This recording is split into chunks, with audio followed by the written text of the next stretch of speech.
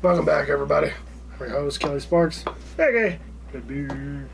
Special Wednesday episode of my whiskey reviews. So, I found this specific bottle in the wild. Normally, I think you can only find this release either around the distillery or at really large liquor chains. I found this one at a very small liquor chain. This is Ironroot Republic, Ironroot Hubris. So, if you don't know the story behind it, look it up. It's pretty cool.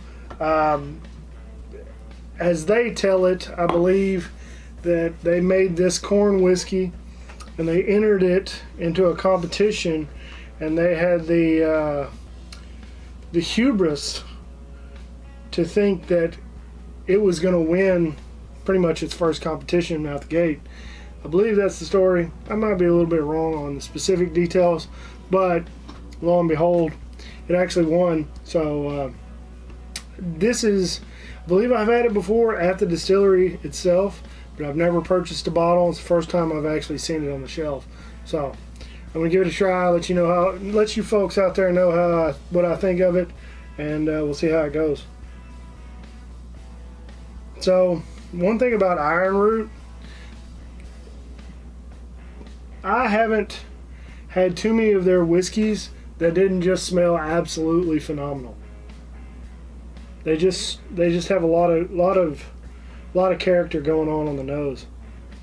Now, this one specifically is the 2020 edition, aged for 31 months, bottled at 117.8 proof or 58.9 for you European types. Let's see how she tastes.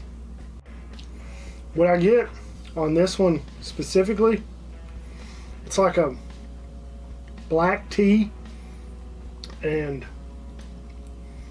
some dark fruit, maybe some stone fruit. One thing I've really liked about the Ironroot whiskeys is their history and their lineage on how they were trained to distill product was through Armagnac.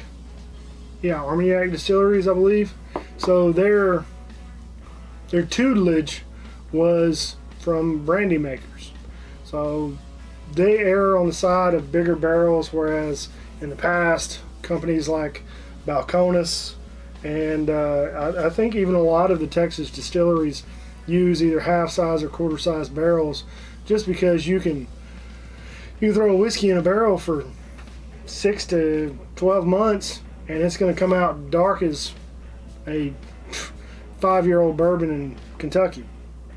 Now, you might not have the same profile, but I have noticed that Ironroot, they've got a lot of stuff in their warehouse that I've been in, and they've got a lot of off-the-wall types of corn and different strains that they use. So it's not just, this isn't just straight, it's straight corn whiskey for sure, but it's not just straight yellow dent. They have their Bloody Butcher, they have their purple corn, or the blue corn, and I think they even have a purple corn. They also have like a green Oaxacan corn from Mexico.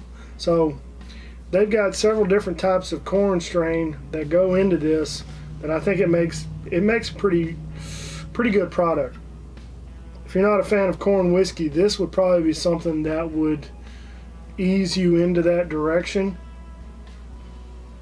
It just smells so damn good.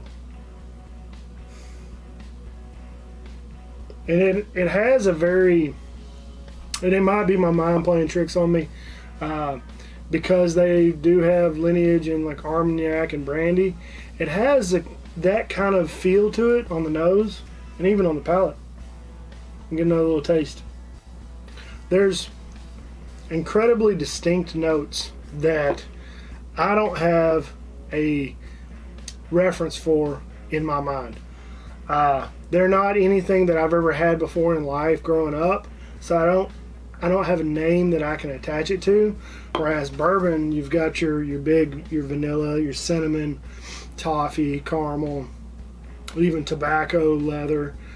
This one has some of those, but there's a lot in this glass that I have no idea what I'm tasting. And it's sad, but at the same time, I could probably look up tasting notes on this and talk about it. You know what, matter of fact, I'm going to do that real quick, and I'll go ahead and just cut this part out, and we'll fast forward to it. Hubris, America in a glass. Bold, brash, in your face. Hubris is our non-chill filtered, overproof corn whiskey, and like its namesake, is our point of pride. We age this whiskey in our used European oak barrels. That might be why it tastes like brandy. The nose is smoked pear, stewed in dark honey, and baked into tartlets. The taste is orange peel. You know what? I wanted to say orange so many times, but I didn't have the confidence. I didn't have the hubris. Orange peel, candied and anise, clove, and cassia. I don't know what cassia is. Cassia? I don't know. Cassia glazed dipped in dark chocolate. This is decadence. The grains, heirloom purple corn and non-GMO yellow dent. So this is only 2 different types of grains. So, but yeah, that's it, man. It's really good. I think it's a super interesting whiskey. I think everybody should definitely check into it. Try it at least once. If you're in the North Texas area, well, not Panhandle. There's a difference. For those of you who don't know, there's a difference between Panhandle and North Texas. So this is North Texas, just a stone's throw away from Oklahoma. Go by there, check them out. You can schedule a tour. The Licorice Brothers, Mo Licorice, they're super nice people. Check them out. Maybe I've never smelled smoked pear before. So anyway, that's all I got. I like it. I'm a fan of their product, and I want to thank one of my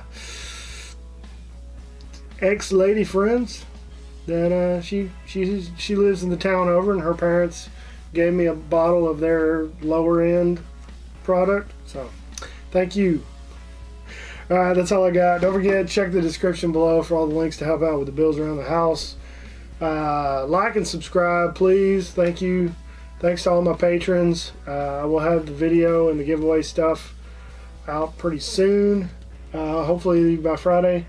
And don't forget to check out the Bearded Idiots. Like always, drink some whiskey, share it with your friends and family. Be safe. Don't drink and drive. Take care.